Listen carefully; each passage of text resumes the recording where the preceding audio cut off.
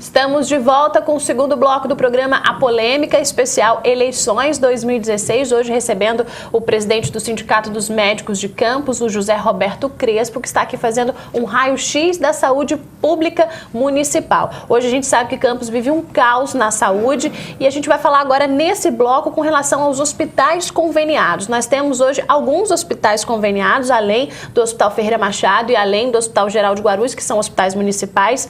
José Roberto, quais são esses hospitais conveniados hoje que atendem a população campista e com relação às verbas? Como que está esse repasse das verbas? A gente teve uma situação complicada durante o ano passado e a situação foi resolvida? Olha só, com relação aos hospitais conveniados, o que a gente pode falar? São 4 hospitais conveniados: Plantador de Cana, Beneficência Portuguesa, Santa Casa de Misericórdia de Campos e o Hospital Álvaro Alvim. Esses hospitais complementam o sistema da rede pública. Ferreira Machado, Posto de Saúde, HGG e os outros hospitais. Campos é uma cidade em que é um município rico, ou foi, né? Mas a população é pobre. 90% da população é atendimento SUS, é atendimento gratuito, né? É atendimento público. O que acontece hoje? A tabela de honorários médicos, que é a tabela que paga os procedimentos médicos para os hospitais conveniados, ela está completamente defasada. Há mais de 15 anos, 18 anos, que ela não sofre nenhum tipo de aumento. O município de Campos, ele faz uma complementação da tabela. Então, negocia com hospitais ou com categorias, com grupos, né, da ortopedia, da cirurgia vascular, da cirurgia da ginecologia, e ele complementa a tabela. Paga 100% da tabela, 120%, paga... Então, Campos é um município que tem essa autonomia, teve esse recurso para fazer isso, para complementar, porque nenhum profissional hoje vai operar um apendicite por R$80. Não vai fazer uma cesariana que custa R$100.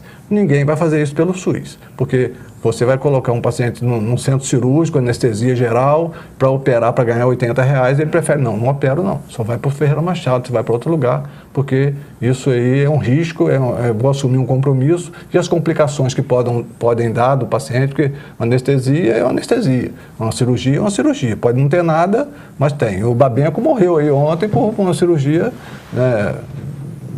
sem problema nenhum, que não dá nada, e acabou ele tendo um choque anafilático e morreu. Então, essas situações existem.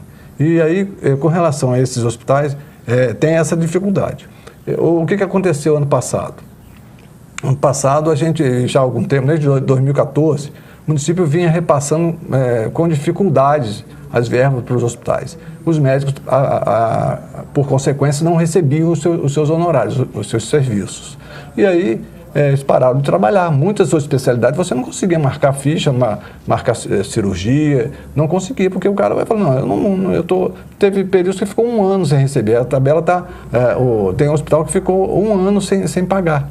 Então, os caras abandonaram o sistema, porque o que a gente tem que entender também é o seguinte: hoje, o grupamento de médicos jovens que estão nos sistemas é muito grande.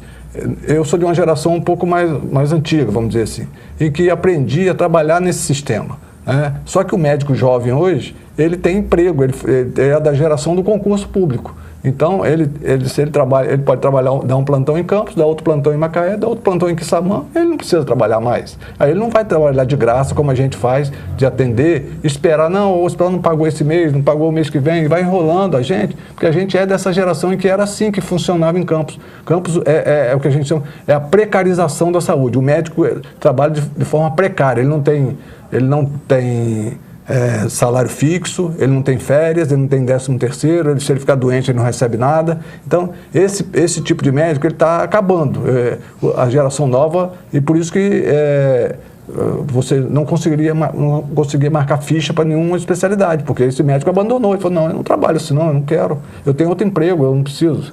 Então, Campos vive, é uma coisa sui generis em Campos, porque nos outros municípios, o cara que não tem, você vê, vai para São Fidélis, vai para Itapiruna, não tem, acabou. Campos não, você, dá um jeitinho, doutor, dá um jeitinho, é sempre nessa... E aí se trabalha dessa forma, você pede favor a um colega para atender, funciona muito assim. Mas o que aconteceu hoje, o que acontece agora é o seguinte: a prefeitura criou um compromisso, né, com os profissionais e com as instituições de repassar regularmente, pelo menos a partir do mês passado, a coisa está funcionando. Ainda não está, esse mês é que iria acertar a questão do atraso, dessa defasagem de atraso, desses meses todos que estão atrasados, ia começar a pagar agora. Quanto tempo de atraso? Olha, hoje 6 meses, desde de maio do ano passado, então de maio a dezembro, esse atraso existe na maioria dos profissionais. Tem instituições que têm mais de ano, por exemplo, pessoal de laboratório, de raio-x, de clínicas, então quase um ano, praticamente um ano sem receber. Então é impossível você trabalhar que você tem funcionário, você tem água, luz, telefone, como é que você paga e se você não recebe o repasse que é do convênio que você tem. Então, Campos viveu um caos, continua vivendo esse caos, porque, na verdade, é uma estrutura integrada. Não só Ferreira Machado e HGG e Postos de Saúde sustentam o município. O município tem que ser sustentado por essas unidades e também pelos hospitais conveniados. É uma harmonia. Eles trabalham em harmonia. Se não houvesse harmonia, Campos gera o caos. Foi o que aconteceu ano passado e até então está acontecendo. A gente está tentando se melhorar, mas mesmo assim, se essa engrenagem não estiver bem estruturada e bem organizada, não consegue funcionar. Como é que está funcionando o atendimento dessas especialidades em que os profissionais estão sem receber? Elas foram cortadas dos hospitais conveniados ou as pessoas ainda conseguem uma marcação de consulta ou de exames nesses hospitais? Muitos poucos profissionais estão atendendo. O que está acontecendo agora é o seguinte, a gente está tentando, de novo, quer dizer, a direção dos hospitais, eu como presidente do sindicato, o que a gente pensou e aí houve uma aquiescência do poder público, de tentar trabalhar, pagar diretamente ao médico. Porque não adianta você vir aqui, seu gerente faz um acordo com a direção da empresa, mas ele não vem para você e fala, Roberta, né? Roberto, você vai ter que trabalhar 3 vezes por semana, mas de tal hora a tal hora você vai ganhar X, mas aí a sua coordenação faz o acordo lá, mas não te avisa, você fala, não, mas eu tenho outro emprego, eu tenho outra atividade, eu tenho um filho para pegar na escola nesse horário, quer dizer, então as pessoas elas têm que trabalhar em harmonia. E o que acontece? A direção dos hospitais fazia um acordo com a secretaria, mas não avisava o doutor. O doutor é que atende o doente, o doutor é que fica lá embaixo examinando, operando, fazendo. Então, o paciente ele está diretamente com o médico. E se não tem essa integração, não funciona. Então, a gente, só para completar, a gente fez um trabalho junto com a Secretaria de Saúde, com a Prefeitura Municipal, para que todo o recurso de atendimento do profissional fosse pago diretamente ao médico, não viesse mais para os hospitais, porque a conta médica ela é separada, o que é honorário hospitalar e o que é despesa médica. Então, quando vem do Ministério da Saúde, já vem separado o recurso. Não, isso aqui é honorário médico, então o dinheiro tem que ser do médico, não é para o hospital. E com o SUS, vinha num bolo só. E aí, o hospital, na verdade, por conta da crise, ficava com o dinheiro do médico. Porque eu preciso pagar fornecedor, eu preciso pagar a luz, eu preciso comprar insumos. Então, o médico ia sempre ficando para depois. Não, doutor, só espera um cadinho, só espera um pouquinho. Campos é isso, é assim que funciona, gente. É preciso entender, porque o profissional, e esse profissional da minha geração para trás, esse já está aposentando, o pessoal está indo embora. Então, o jovem, ele não quer esse modelo. Ou você me paga um salário, ou eu não trabalho assim, entendeu? Então, mas eu acho que agora, eu espero, sinceramente, que a partir desse mês de julho, a gente consiga pagar diretamente aos profissionais. Com isso, eles vão ter, o dinheiro é pouco, mas ele vai saber que todo mês ele vai receber aquele recurso que ele operou, aquela doente que ele operou, aquela cesariana que ela fez, né? Então, eu acho que a ideia é que a gente dê esse salto, porque isso, na verdade, não é novo, é uma coisa velha, mas que vai ser retomado e aí, com certeza, deve melhorar muito a questão do atendimento na cidade. Agora, com relação a essa administração nos hospitais, como é que o senhor vê isso? Essa questão, o médico, ele tem que ser o diretor do hospital e o administrador do hospital. Como é que o senhor vê essa questão? O médico, ele pode também saber administrar? O senhor acha que deve ter as duas competências, o administrador e o médico? Olha só, da verdade, o que acontece assim, o cara tem que ter, o profissional ele tem que ter a habilidade ou a vamos dizer, a sensibilidade para ser gestor público, né? Então eu acho que um médico ele pode ser um diretor, pode ser um secretário, desde que ele também tenha uma equipe por trás, estruturada, para que ele pense no sistema funcionando integralmente e harmonicamente, né? Se ele tem um bom administrador, um bom gerente, uma pessoa, um técnico em informática, que ele possa, né, estar sempre se calçando, não, vamos fazer isso, nosso modelo é esse, nosso projeto é esse, eu acho que eu sou da opinião que deve ser sempre um secretário tem que ser um médico e um diretor tem que ser um médico. Claro que ele tem que se qualificar. Hoje, cada vez mais, a gente tem cursos para se qualificar em gestão pública, em administração de saúde. É só querer, não tem... Agora, precisa, assim, um município como o nosso, de Campos, que é extremamente difícil e que tem essas peculiaridades que eu falei, que é a questão do sistema público acoplado ao sistema de convênios dos credenciados, né, dos hospitais credenciados, é preciso realmente estar muito atento a essa engrenagem e estar muito, trabalhando-se muito para poder dar cabo das necessidades que o município precisa. Agora, José Roberto, a gente tem a questão do Hospital Ferreira Machado, que é um hospital que lá dentro tem a sede do Hemocentro, né, que atende aí a 16 municípios, mas não é só o Hemocentro. O Hospital Ferreira Machado também faz atendimento de pacientes de outro hospital.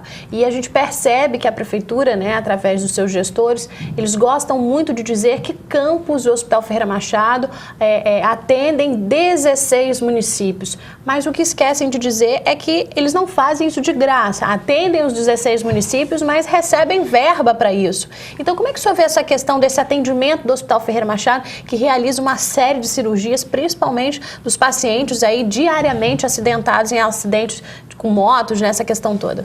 Na verdade, o Hospital Ferreira Machado é um hospital de emergência regional, né? Ele fica no entroncamento de 2 BRs e uma RJ, né? São 3 vias de alto fluxo, né? A BR-101, a 356 e a 216, que é da São Fidélis, né? Então, você vê o seguinte, e fica num ponto estratégico do município, né? E, claro, tem muitos acidentes na estrada, o volume de atendimento é imenso, mas o que a gente tem que entender é o seguinte, o paciente, as pessoas que procuram, ele é um cidadão, ele vai ser atendido aqui, vai ser atendido na Bahia, no Piauí, no Amazonas ou em Brasília. Ele é porta aberta, ele não tem isso, porque eu sou baiano, eu sou pernambucano, não posso ser atendido. Não existe isso. Na verdade, o cidadão tem direito para ser atendido em qualquer lugar, né? E o hospital, na verdade, a Câmara de compensação, que a gente chama, né, no Rio de Janeiro, que é a comissão intergestora dos secretários, eles trabalham nessa Câmara de compensação. Não, você atendeu tantos pacientes de São Fidélis, eles têm um município como Campos, é um polo, ele tem uma compensação financeira que talvez realmente não vai dar condições de bancar o atendimento. Mas, de qualquer maneira, o que tem que fazer? O gestor, ele pode trabalhar com as secretarias em volta, se tem atendendo alguém, muitas pessoas de São João da Barra, de São Francisco, de São Fidélis, negocia com o secretário dessas cidades, alguma coisa que o secretário possa ceder e tal. Então, eu acho que tudo é uma harmonização. Eu acho que nós somos um polo regional, nós somos a cidade mais importante da região e temos que se arcar com essa dificuldade, isso existe, mas não dá para a gente, vamos dizer, fechar as portas, isso é impossível. Agora, José Roberto, vamos falar um pouquinho dessa questão de médico-paciente, essa relação do médico com o paciente. Muito se fala, né, muitas denúncias chegam também para a gente da imprensa, que às vezes o paciente está internado, o médico saiu do plantão, não voltou mais para me ver. Como é que o senhor vê? O senhor acha que isso é um pouquinho de desmotivação do médico, talvez porque ele também não recebeu o honorário dele, porque ele também não foi respeitado, ou isso não deve existir, o médico tem que lembrar que o paciente está ali precisando dele. Como é que o senhor vê essa relação médico e paciente nos hospitais? Porque parece que a figura do médico é uma coisa assim, às vezes enaltecida, o paciente às vezes tem um pouco de vergonha do médico. Como é que funciona isso? Bem, eu acho o seguinte, o médico, quando você assume que você quer ser médico, você tem os seus compromissos éticos, morais, né, sociais.